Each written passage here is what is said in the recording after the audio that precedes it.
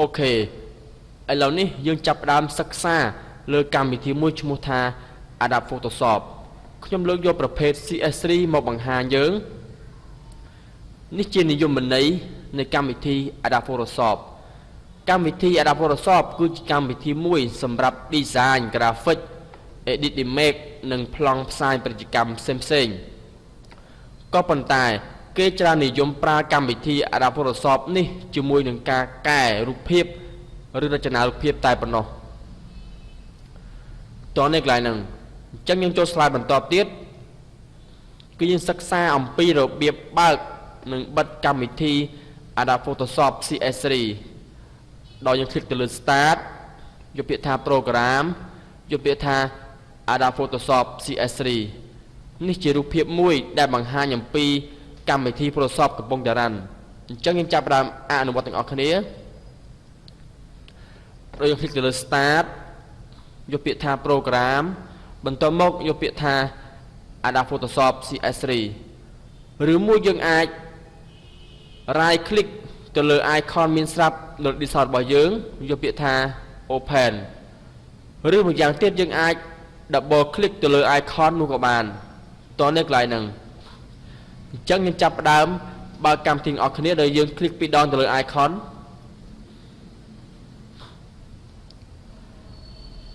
បាទនេះជាទម្រង់នៃកម្មវិធី Adobe Photoshop កំពុងតែរ៉ាន់ដំណើរការអញ្ចឹងចាំតិចមក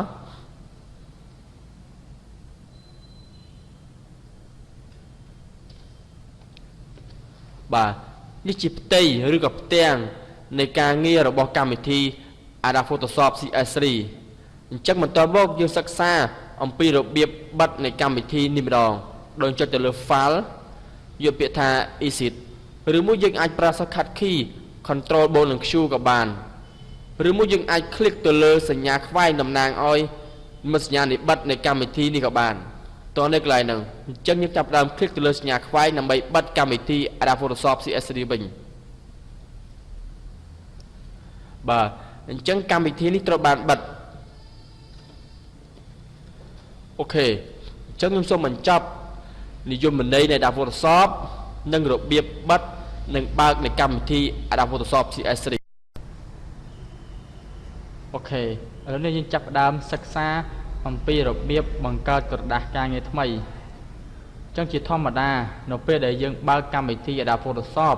គឺយើងត្រូវតែបង្កើតក្រដាសការងារថ្មីសម្រាប់ធ្វើការ design ទៅតាមទំហំនៃការងាររបស់យើង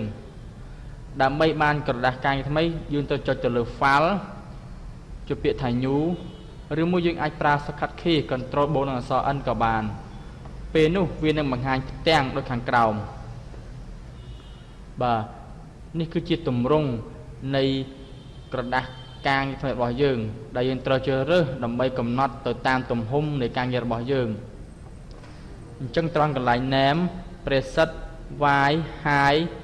Resolution Color Mode និង Background Content ខ្ញុំសូមបង្ហាញ slide បន្ទាប់បាទអញ្ចឹងត្រង់កន្លែង Name គឺយើងប្រើសម្រាប់ដាក់ឈ្មោះឲ្យក្រដាសការងាររបស់យើងឯ Preset សម្រាប់ជ្រើសរើសឬកំណត់ទំហំក្រដាសទៅតាមការងាររបស់យើង Y គឺយើងសម្រាប់កំណត់ទំហំជួរដេក High សម្រាប់កំណត់កម្ពស់ក្រដាស Resolution សម្រាប់កំណត់ភាពច្បាស់ឬមិនច្បាស់របស់ក្រដាសការងារ Color Mode ប្រើសម្រាប់ជ្រើសរើសប្រភេទពណ៌សម្រាប់ធ្វើការ design ទៅតាមការងាររបស់យើងចំពោះ Bitmap គឺយើងប្រើសម្រាប់ក្រដាសពណ៌សនិងខ្មៅហើយសេរីចាស់ចំណែក Grayscale សម្រាប់ក្រដាសពណ៌សខ្មៅសេរីក្រោយ RGB គឺ Red Green និង Blue សម្រាប់ប្រភេទក្រដាសពណ៌ក្រហមបៃតងនិងខៀវចំណែក YMK គឺយើងប្រើសម្រាប់ក្រដាសប្រភេទជាសម្រាប់បោះពុម្ពជាក្រដាសពណ៌សម្រាប់បោះពុម្ពតោះនេះកន្លែងហ្នឹងត្រង់ Lab Color គឺសម្រាប់ប្រភេទក្រដាសដូចជា RGB ដែរប៉ុន្តែគេលែងប្រើវាឲ្យពេលបច្ចុប្បន្ននេះអញ្ចឹងត្រង់ Background Content គឺប្រើសម្រាប់រើសប្រភេទ Background បើយើងយក Y មានថាសម្រាប់រើស Background ជាពណ៌ស Background Color សម្រាប់រើសជា Background មានពណ៌ Transparent សម្រាប់រើសជាប្រភេទគ្មានពណ៌ background អញ្ចឹងដើម្បីកុំឲ្យមានចម្ងល់យើងចាប់ផ្ដើមអនុវត្តទាំងអស់គ្នាសូម minimize មកខ្ញុំសូមបើកកម្មវិធី Adobe Photoshop របស់យើងដោយ click ពីរដងទៅលើ icon របស់ desktop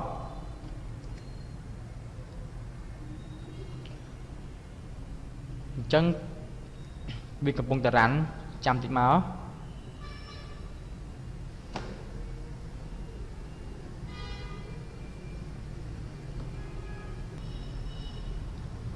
បាទអញ្ចឹងចូលដល់កម្មវិធីហើយ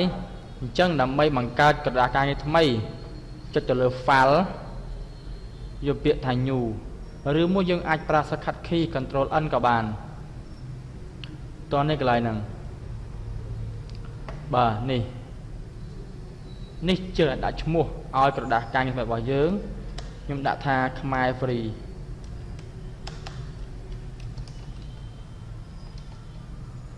ត្រង់កន្លែង preset គឺយើងជ្រើសរើសប្រភេទទំហំនៃក្រដាសការងាររបស់យើងមានច្រើនជា default មួយគឺ default Photoshop size US paper សម្រាប់ international paper សម្រាប់ photo សម្រាប់ web សម្រាប់ mobile និង device និង film និង video ប្រសិនបើយើងមិនចាំបាន default វាទេយកចុចលើ custom ដើម្បីកែកុនវាតោះនេះកន្លែងហ្នឹងឥឡូវខ្ញុំដាក់ថាកម្ពស់ជួរដេកសំទោសឲ្យ y ជួរដេក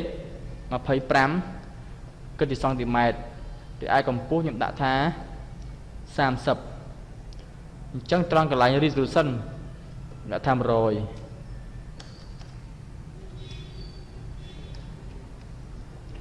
បាទបន្ទាប់មកកន្លែងនេះ color mode អញ្ចឹងកន្លែងក្រៅ scale bitmap ក្រដាសពណ៌សខ្មៅស៊េរីក្រោយស៊េរីមុនក្រៅ scale គឺស៊េរីក្រោយរបស់យើងពណ៌សខ្មៅដែរ RGB color ជាប្រភេទក្រដាសប្រភេទ red green និង blue YCMK ជាប្រភេទក្រដាសពណ៌សម្រាប់បោះពុម្ព lab color សម្រាប់គឺជាពណ៌មួយដែលដូច RGB ដែរប៉ុន្តែគឺលែងប្រើហើយអញ្ចឹងឡើយខ្ញុំយកធម្មតាគឺខ្ញុំយកក្រៅ scale តោះនេះកន្លែងហ្នឹងអញ្ចឹងតាំងកន្លែង transparent ខ្ញុំយក Y មានន័យថាជាប្រភេទក្រដាសពណ៌សប្រសិនបើខ្ញុំយក background color មានន័យថាវានឹងចាប់យកពណ៌ទៅតាមខាងក្រោមតោះនេះកន្លែងហ្នឹងខ្ញុំយក transparent មានន័យថាជា background គ្មានពណ៌អញ្ចឹងជាដំបូងខ្ញុំលើកយក Y មកបង្ហាញជាមុនសិនជា background មានពណ៌សតោះនេះកន្លែងហ្នឹងខ្ញុំអូខេ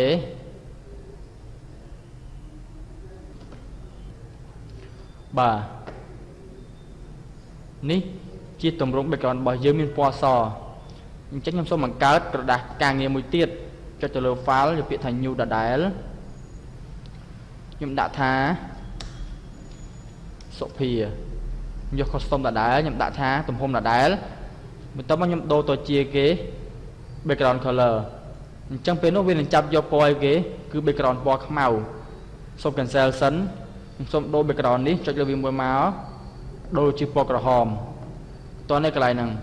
អញ្ចឹងបន្ទាប់មកខ្ញុំចុចទៅលើ file ម្ដងទៀតយកពាក្យថា new ដាក់ថាថ្មីខ្ញុំដាក់ថាសុភាអញ្ចឹងទំហំដដែលខ្ញុំដូរទៅជាគេ background color អញ្ចឹងពេលដែលយើងអូខេមកអញ្ចឹងមានថាវាចាប់ផ្ដើមយក background មួយមានឈ្មោះមានពណ៌ក្រហមដូចខាងក្រោមតោះនេះកន្លែងហ្នឹងខ្ញុំអូខេមកបាទតន់អញ្ចឹងខ្ញុំសូមបង្កើតក្រដាសការងារមួយទៀតទៅលើ file យកពាក្យថា new ខ្ញុំដាក់ថាសុកសុំដដែលទំហំដដែលខ្ញុំដាក់ថា transparent ពេលនោះ background ជា background មួយគ្មានពណ៌ទាំងអស់តោះនេះកន្លែងហ្នឹងឃើញទេអូខេបាទអញ្ចឹងឥឡូវនេះខ្ញុំសូមបញ្ចប់របៀបនៃការបង្កើតក្រដាសការងារថ្មីរបស់យើង